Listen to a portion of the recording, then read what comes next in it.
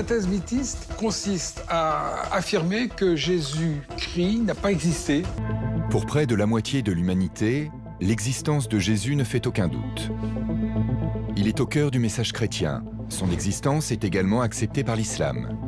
Il est le personnage central des 4 évangiles, officiellement reconnus par l'Église catholique, réunis dans le Nouveau Testament. Les évangiles de Marc, Matthieu, Jean et Luc. Jésus représente un paradoxe. C'est une des figures les plus connues au monde. Il a été représenté, dessiné, sculpté, peint un nombre incalculable de fois. La Bible est le livre le plus diffusé, le plus traduit au monde.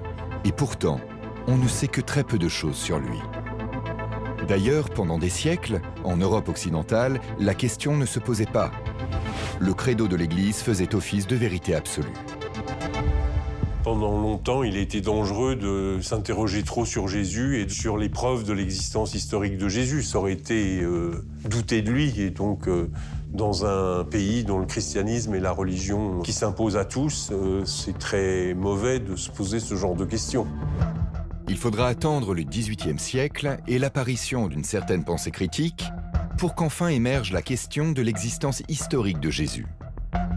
C'est-à-dire, l'homme à l'origine du message, celui décrit dans les évangiles, a-t-il vraiment existé ?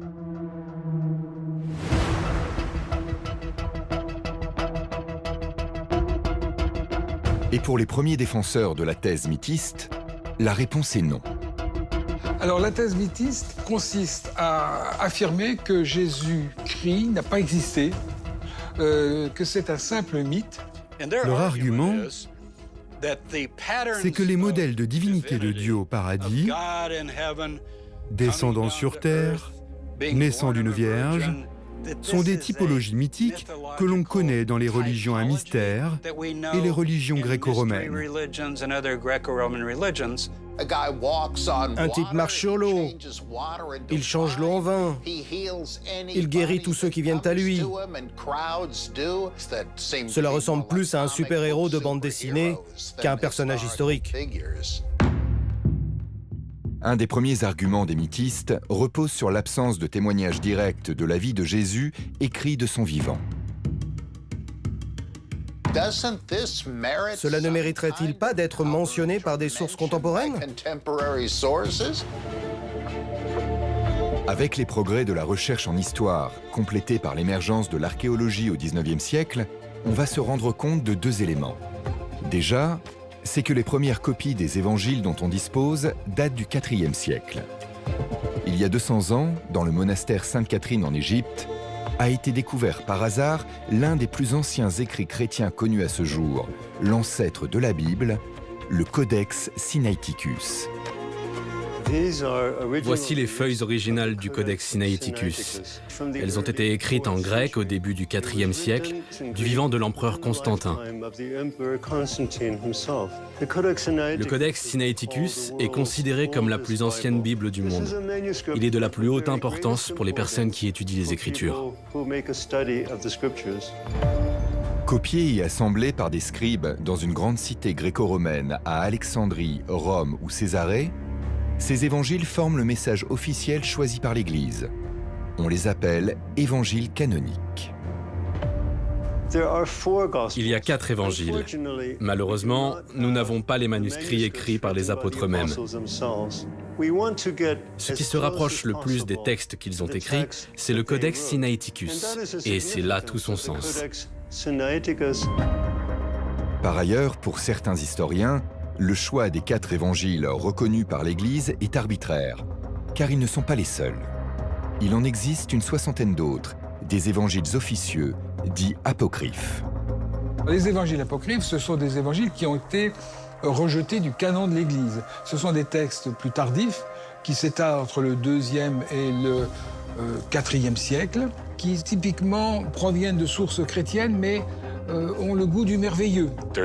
Il y a l'évangile de Pierre, l'évangile de Jacques, l'évangile de Thomas.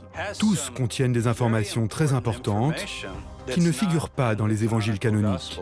C'est passionnant de les comparer. On s'aperçoit que les textes ne sont pas d'accord entre eux et que les accords qu'il y a dans les textes, ils sont très minces.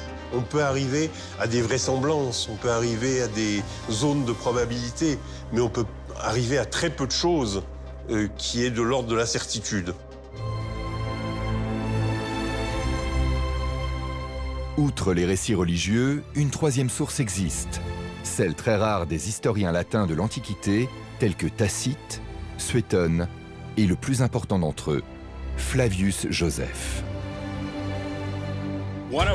L'une des plus anciennes sources faisant référence à Jésus, hors des évangiles, c'est l'historien juif Flavius Joseph. Il est né en l'an 37, c'est 7 ans après la mort de Jésus. Flavius Joseph, c'est un historiographe juif qui a été romanisé. Et dans ses écrits qu'il adresse à une population romaine, il nous apprend notamment que Jésus a été mis en croix par Ponce Pilate sous le principat de Tibère. Évidemment, les historiens se retrouvent confrontés à un problème similaire à celui des copies des évangiles. Les textes de Flavius dont on dispose sont des copies faites par des chrétiens qui en auraient profité pour renforcer la dimension messianique de Jésus. La référence à Jésus semble avoir été totalement ou partiellement falsifiée. Par exemple, ça commence par « En ce temps-là apparaît un homme ». Pas de problème avec ça. Puis est ajouté « S'il est légitime de l'appeler un homme ». Eh bien ça sonne chrétien.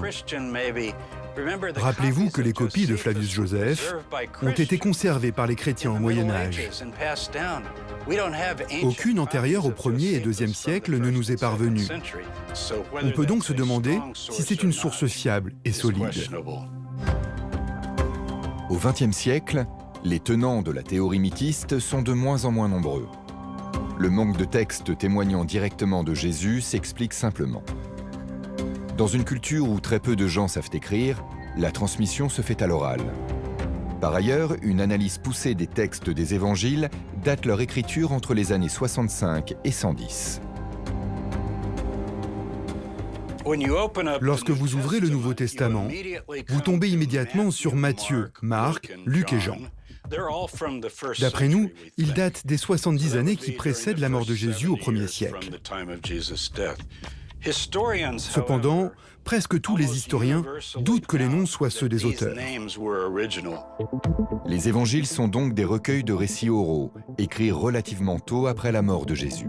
Le fait même de coucher ces récits sur le papier montre l'importance de cette nouvelle religion. Leur but est de propager la bonne parole.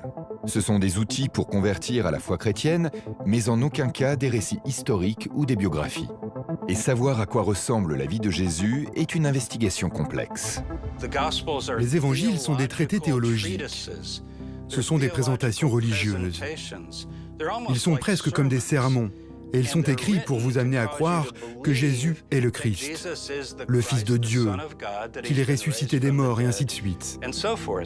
Ils n'ont rien à voir avec les standards modernes et même l'histoire contemporaine. Il faut les prendre dans leur globalité et faire le tri. Ça, c'est le travail des historiens. Nous allons donc étudier tout ce que la science dit du Jésus historique, tout ce que nous savons de sa vie, en commençant par sa naissance.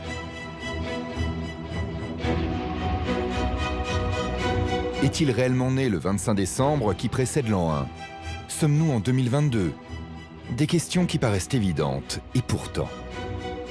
Chaque année, la naissance de Jésus est célébrée à Noël, un événement fortement investi par l'Église catholique.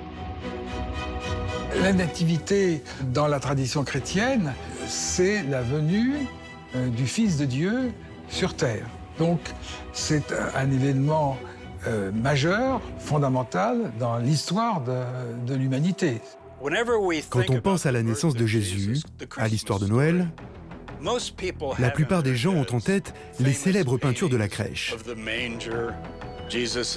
Jésus dans une petite mangeoire, entouré de vaches et d'animaux, de Marie et Joseph qui le regardent avec adoration.